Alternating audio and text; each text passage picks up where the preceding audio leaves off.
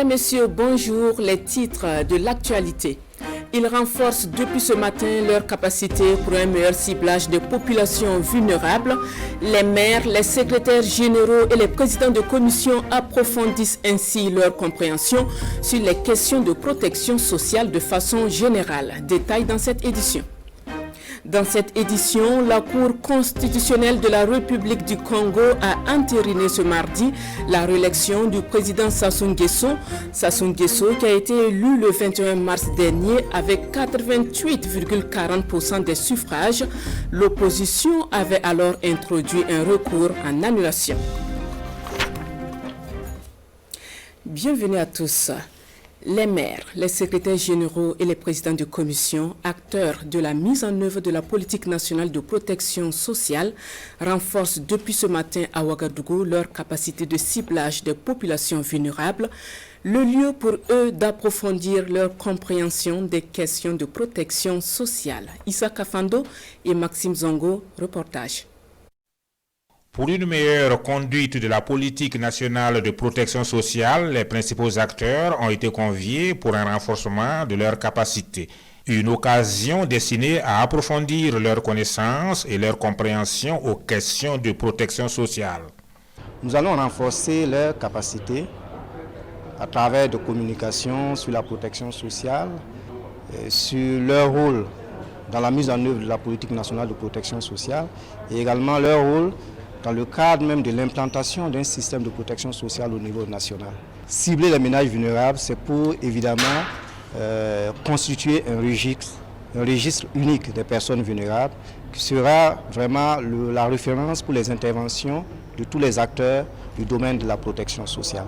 Participent à cette session de formation de Ouagadougou des maires, des secrétaires généraux de communes, des présidents de commissions des affaires sociales de la région du centre.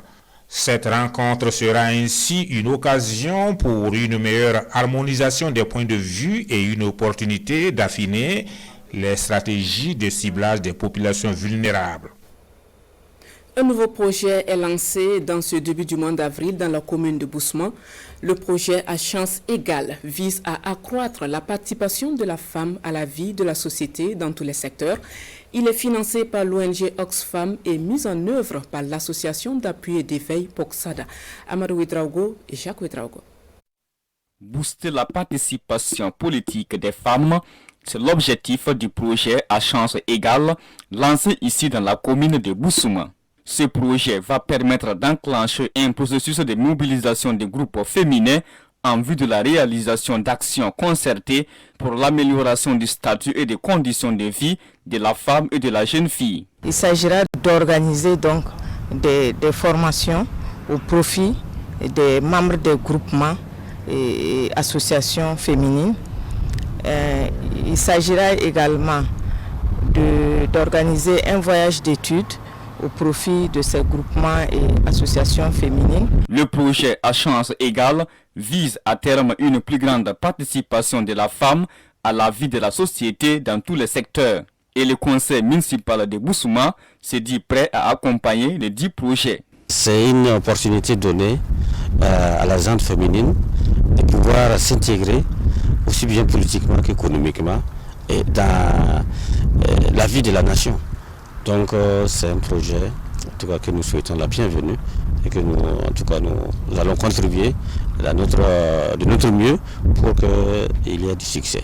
Le projet à chance égale est financé par l'ONG Oxfam et piloté par l'association d'appui et d'éveil Poksada. Il concerne les communes de Boussouma dans la région du centre-nord et de Pabré dans la région du centre pour une durée de 3 ans.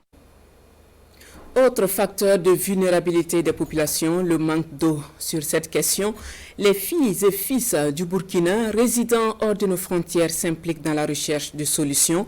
À travers l'association des Burkinabés de la diaspora, ils se sont engagés à réaliser plusieurs forages à travers le pays. Le tout premier a bénéficié aux populations de Tobin-Koura. Il est inauguré ce 5 avril en présence de Kassoum Tony et Siège Kael Poda. Ce forage est une concentration de l'effort de millions de Burkinabés de la diaspora de 30 pays de par le monde. Réunis au sein de l'association des Burkinabés de la diaspora d'Iafassou, C'est un regard salvateur qu'ils ont jeté sur le village de Tobenkoura à la lisière de la Côte d'Ivoire dans la commune de Kamti. Comme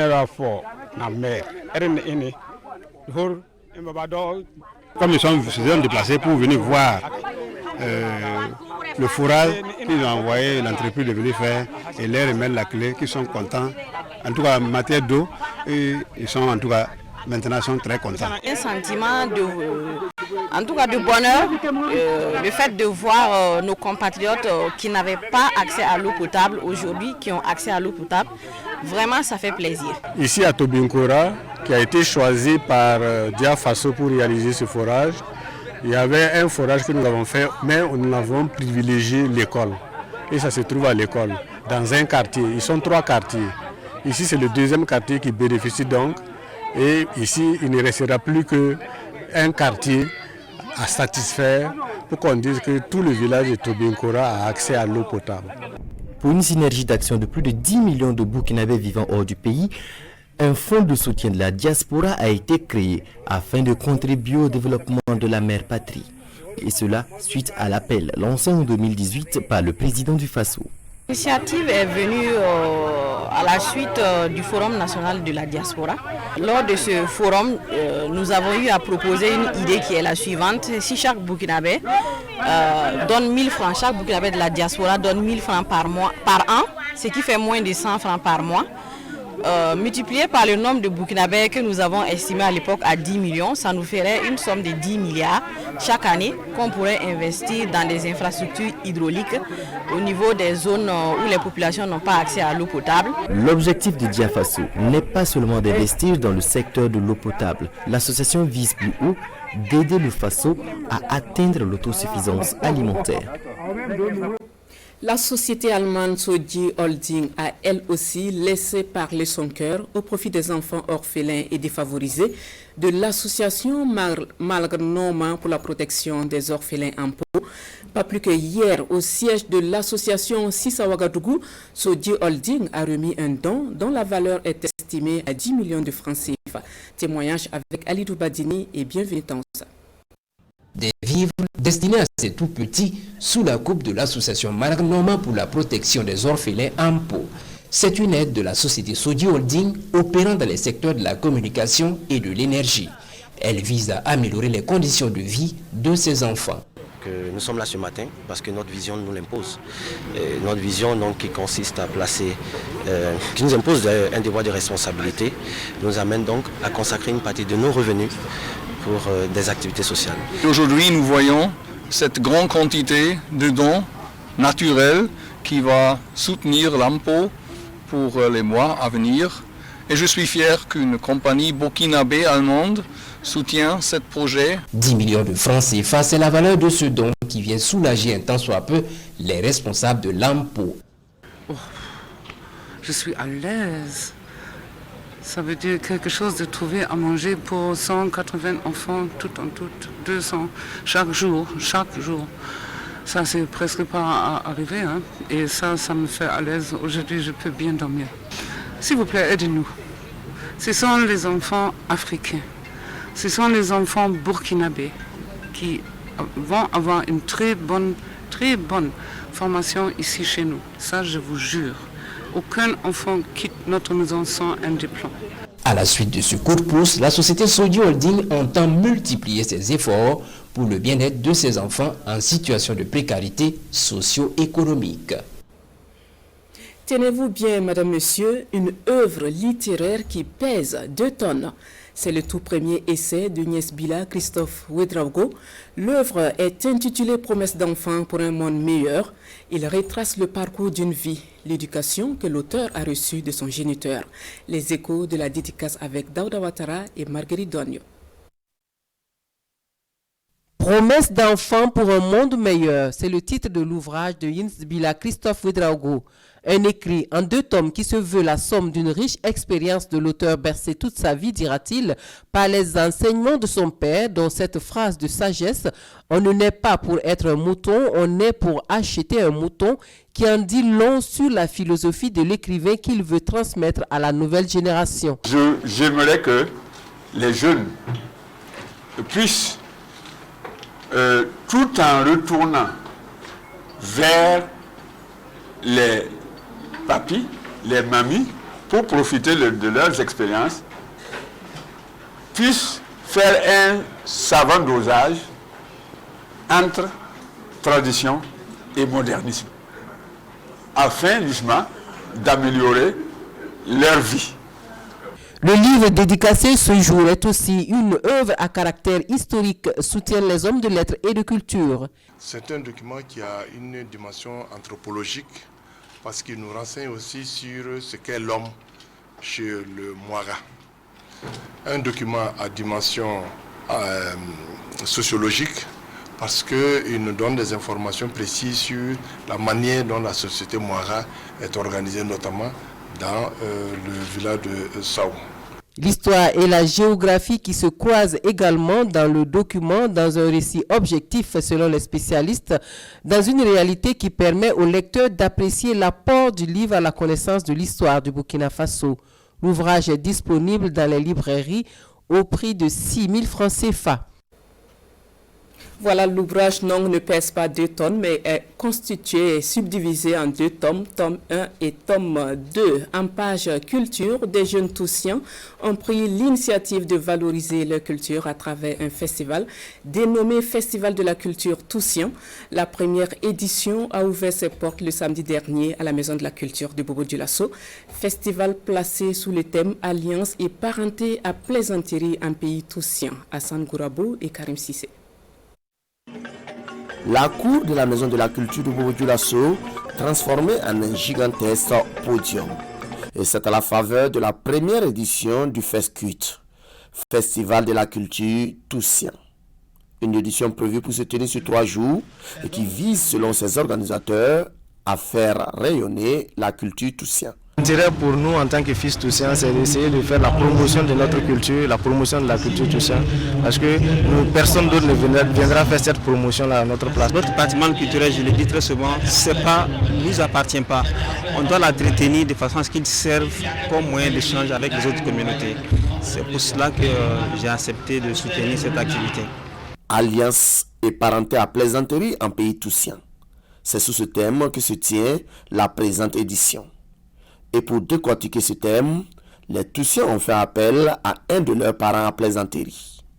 Un parent venu du sud-ouest pour, dit-il, raviver la mémoire de ses esclaves. Lorsque il y a la tension dans la société, en passant par la parenté à plaisanterie, on décrispe une situation. La parenté à plaisanterie permet de tisser des liens, de renforcer des liens sociaux. Plusieurs troupes artistiques toussiens sont à l'affiche au cours de cette première édition du FESCUT. C'est donc une aubaine pour certaines personnes de découvrir ou de redécouvrir les sonorités et les pas de danse toussiens. Hors de chez nous, au Congo, après avoir rejeté les recours en annulation de l'opposition politique, la Cour constitutionnelle a entériné ce mardi 6 avril la victoire de Denis Sassou Nguesso. Celui qui entame ainsi un 5e mandat avait été élu au scrutin du 21 mars dernier avec 88,40% des suffrages. Qu'il y a en conséquence lieu de déclarer élu président de la République le candidat Sassou Nguesso Denis. La Cour constitutionnelle congolaise a validé mardi la victoire de Denis Sassou Nguesso au scrutin du 21 mars dernier. Le président sortant a remporté 88,40% des suffrages. C'est plus ou moins aussi la même chose. Il n'y a que quelques poussières de virgule. Au départ, c'était 88,57. Là, c'est 88,40. C'est plus ou moins la même chose. La Cour constitutionnelle a en effet légèrement modifié les résultats provisoires après avoir rejeté les recours en annulation de 3 opposants. Le jour du scrutin a été marqué par la mort de Kolela, le seul grand rival de Sassou Nguesso. Le problème que nous avons posé à la Cour reste entier. Kolela décédé, il perd sa personnalité juridique. Donc, il perd son statut de candidat. Est-ce qu'on peut prononcer les résultats d'un défunt, d'une personne qui n'est plus candidat? Maître Jean-Philippe Esso, allié de Guy Brice Parfait Kolela, principal opposant du pouvoir en place, décédé le lendemain du scrutin, s'est incliné devant le verdict de la Cour, mais n'a pas manqué de questionner sa légitimité. La République du Congo est à présent dans l'attente de l'investiture du président Denis Sassou Nguesso pour un 4e mandat de 5 ans. Le Covid-19 de plus en plus virulent au Brésil. Le pays a franchi ce mardi le seuil de 4000 morts en une journée. Les hôpitaux sont saturés et la campagne de vaccination avance lentement. Les habitants sont dans le désarroi. Suivez. Plus de 4000 morts en une journée au Brésil. Jamais il n'y avait eu autant de décès dus au Covid-19 en 24 heures dans ce pays d'Amérique du Sud. Et aucun signe de ralentissement dans la progression de l'épidémie. Il faut dire que règne une certaine confusion entre des décisions locales, régionales et nationales, parfois contradictoires. Les habitants ne savent plus ce qui est ouvert et ce qui ne l'est pas.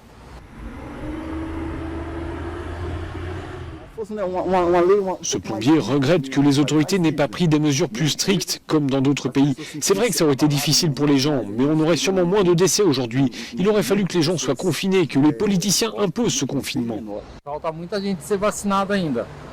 Il y a encore beaucoup de gens à vacciner, il faut que ça aille plus vite. Si les autorités avaient fait ce qu'il fallait dès le début de l'épidémie, on n'aurait pas autant de morts. Il y a un an, la Cour suprême avait décidé que les États et les municipalités étaient libres d'adopter les mesures qu'elles voulaient face à la pandémie. Et au sommet de l'État, le président Jair Bolsonaro semble faire fi des appels au confinement. Il s'oppose régulièrement à de telles restrictions sanitaires, estimant que cela pénalise trop l'économie. La polémique sur la date de la fin du mandat de Patrice Talon fait le chou gras des quotidiens de ce mercredi. Les parutions du jour reviennent sur les attaques terroristes perpétrées le lundi dernier à Tangwalbougou dans la région de l'Est. Elles se sont également intéressées à la rencontre virtuelle des chefs d'État africains sur le Covid-19 et les changements climatiques. Lecture croisée des journaux avec Ahadi Sandamba. Face au Covid-19 et au changement climatique, il y a urgence à agir pour le Burkina, titre citoyen à sa une. Dans les colonnes du journal de tous les Burkinabés, il ressort que c'est à travers un dialogue des leaders sur l'urgence Covid-19 et changement climatique en Afrique que s'est tenue cette rencontre en visioconférence. Et Simon Sawadgo, ministre de l'Environnement, de l'économie verte et du changement climatique, représentant le président du Faso, de préciser que Rochmar Christian Kaboré a insisté sur les dégâts que le changement climatique peut causer. Pour ce qui est du Covid-19, il en ressort qu'il y a nécessité d'accompagner l'Afrique sur la question de la vaccination. Sur cette actualité, le journal Le Quotidien précise que c'est une rencontre de haut niveau pour accompagner les pays dans leur résilience. Et le journal de mentionner que l'Afrique, qui n'émet que 3% du gaz carbonique dans le monde, est lourdement affectée par les conséquences de ce changement climatique. Dans les parutions du jour toujours, lundi de Pâques sanglant à Tangwalbougou, affiche l'observateur Palga. En relatant les faits sur l'attaque terroriste du lundi dernier à Tangwalbougou, le doyen des quotidiens burkinabés mentionne que les gens de la bourse, comme on les appelle, n'ont jamais fait mystère de leurs intentions dans les audios qu'ils envoient au VDP, celle de détruire Tangwalbougou et massacrer toute âme qui y vit. Et c'est en voulant protéger les habitants que l'équipe des volontaires et des gendarmes prend alors l'initiative de s'interposer. Le face-à-face qui tourne mal a eu lieu dans un bas-fond à la sortie sud-ouest du village, précise le journal. On reparle de Tangwalbougou de façon funeste, s'exclame aujourd'hui au Faso. Pour le journal, ces attaques pourraient être aussi le résultat des prairies communautaires très prononcées dans cette partie du Burkina. En mentionnant cela, mon confrère fait allusion à la polémique au sujet du décès de détenus à la brigade de gendarmerie de Tangwalbougou en 2019. À l'époque, la controverse n'a pas pu situer le Burkinabé sur la réalité des faits, tant il était raconté de façon contradictoire, précise le journal. Tangwalbougou, si l'on y prend garde, risque de devenir à ce rythme Toueni ou Nassumbu en 2019, conclut aujourd'hui au Faso. La situation politique au Bénin intéresse également les parutions du jour. Talon, il faut partir. Tel est le slogan des manifestants acquis à la cause des adversaires du président Patrice Talon, nous rapporte le journal Le Pays. Dans ces colonnes, le journal mentionne que l'opposition estime qu'il y a vacance de poste étant donné que le mandat présidentiel est de 5 ans et qu'aucune disposition légale ne prévoit un bonus. Faut-il le rappeler, c'est le 6 avril 2016 que Talon est entré en fonction. Une querelle juridique qui sonne comme du pain béni pour l'opposition. car c'est le lieu de jeter encore en pâture le président Patrice Talon, une situation qui peut lui valoir des voix moins à la présidentielle du 11 avril prochain, lui qui, depuis son accession au pouvoir, n'a jamais rendu la vie facile à l'opposition.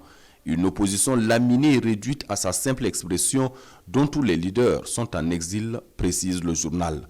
Et ces manifestations sont symptomatiques des difficultés que lui réservent ses compatriotes à l'issue de l'élection présidentielle du 11 avril, que rien ne peut apparemment l'empêcher de remporter haut la main.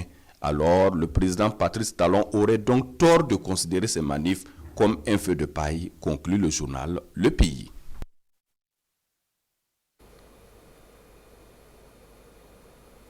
Et c'est ce qui referme cette édition de la mi-journée. Merci de votre fidélité au programme de la RTB. Bon après-midi à tous.